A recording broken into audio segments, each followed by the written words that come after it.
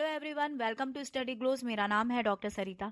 दोस्तों, आज हम बात करेंगे वेस्ट बंगाल असेंबली इलेक्शन की। जी हाँ दोस्तों, इलेक्शन कमीशन ऑफ इंडिया जो है उसने फ्राइडे के दिन पश्चिम बंगाल में चुनाव की जो तारीखें हैं उसका ऐलान कर दिया है। और इस बार जो विधानसभा चुनाव है वेस्ट बंगाल में जो होने जा रहा है वो 8 चरणों में होगा।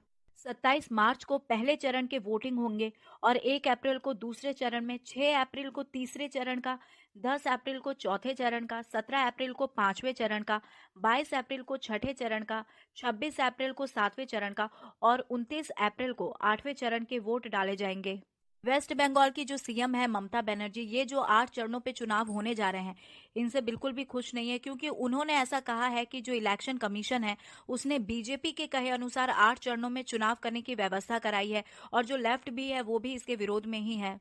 लेकिन दोस्तों, 2011 में जब विधानसभा चुनाव हुए थे तो ये 6 चरणों में हुए थे और उस समय ममता बनर्जी और जो लेफ्ट की पार्टी है उन दोनों ने इसका स्वागत किया था। पहले इलेक्शन का मैं आपको पूरा शेड्यूल बता देती हूँ कि पहले चरण में 30 सीटों पर 27 मार्च को वोटिंग होगी और वोटिंग की काउंटिंग जो है वो 2 मई को होगी।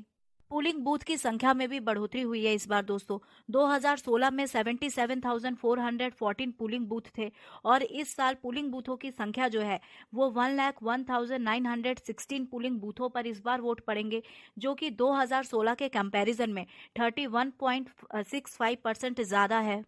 ये जो टोटल इलेक्टोरल प्रोसीजर है, मतलब from the date of announcement till the date of counting, ये 66 डेज का है।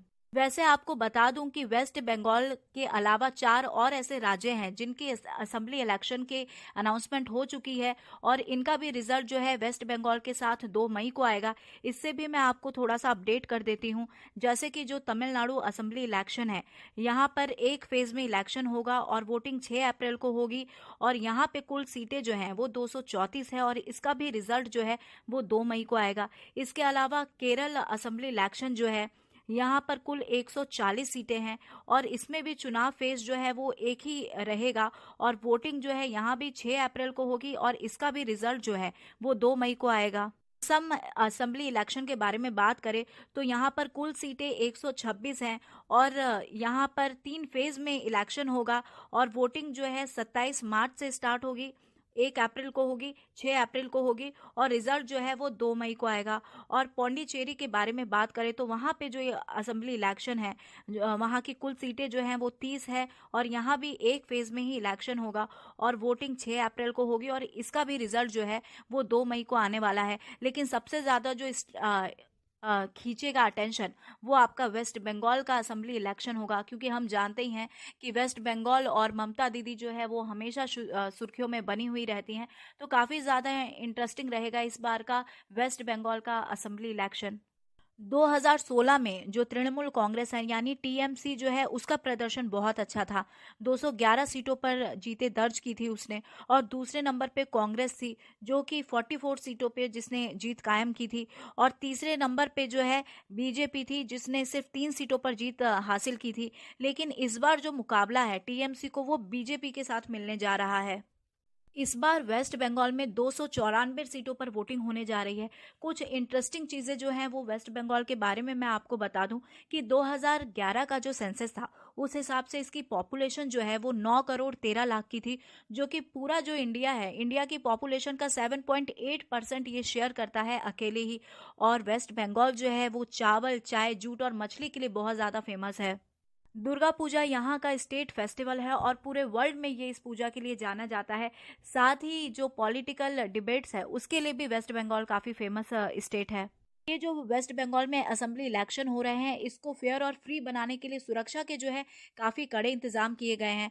तो ये कैसे इंतजाम है ये मैं आपको बता देती हूँ कि केंद्रीय सुरक्षा बलों की 125 कंपनियों की तैनाती यहाँ पे की जाएगी, जिसमें सीआरपीएफ की 60 कंपनियां रहेंगी, बीएसएफ की 25 कंपनी रहेगी, एसएसबी की 30 कंपनी रहेगी और सीआईएफएस की 5 कंपनी रहेगी और आईटीबीपी की जो है 5 कंपनी जो है वो यहाँ पे शामिल रहेगी। बंगाल के डीजीपी और मुख्य सचिव जो हैं, उन्होंने इलेक्शन कमीशन ऑफ इंडिया जो है उससे ऐसा प्रॉमिस किया है कि चुनाव आने तक बंगाल में जो भी लॉ ऑर्डर है वो उसकी व्यवस्था पूरी तरीके से ठीक कर दी जाएगी।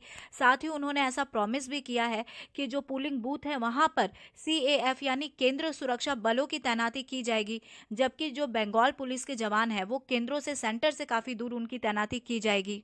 इस बार के चुनाव में पोलिंग बूथों की संख्या भी बहुत ज्यादा है दोस्तों। तो इसके पीछे रीजन भी है कि मार्च और अप्रैल जो है उस समय वैसे भी फेस्टिव सीजन रहता ही है, और साथ ही कोरोना प्रोटोकॉल जो है उसको ध्यान में रखते हुए भी पोलिंग संख्या जो है, पोलिंग बूथों की संख्या को बढ़ाया गया है। हालांकि ये जो 8 चरणों में चुनाव होने जा रहे हैं, तो ये ममता बनर्जी को बिल्कुल भी पसंद नहीं है। उनका सीधा निशाना हमेशा मोदी और अमित शाह जो हैं उनके ऊपर रहता ही रहता है। उनका ऐसा मानना है कि इलेक्शन कमीशन ऑफ इंडिया जो है वो कहीं ना कहीं अमित शाह के कहने पे, यानी कि बीजेपी के कहने पर उन्होंने इतने चरणों में चुनाव की घोषणा की है।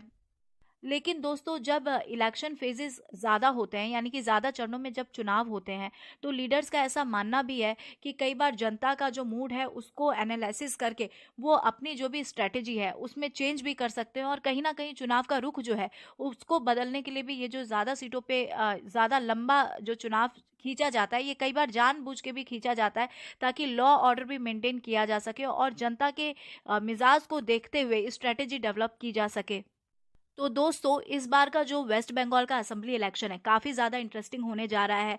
मुख्य कांटे की टक्कर जो है मेन वो बीजेपी और टीएमसी के बीच में रहेगी। देखने को मिलेगा हमें कि किसका पलड़ा भारी रहेगा। सीधी सी बात है, कंट्रोवर्सी जरूर होगी, आरोप प्रत्यारोप भी आगे चल के जरूर चलेंगे, लेकिन ओवरऑल काफी इंटरेस्टिंग ये इलेक्शन रहेगा। तो देखते हैं कि क्या आगे के नतीजे आते हैं। आई होप आपको लेक्चर अच्छा लगा होगा। So here is the end of this lecture. Thank you so much for your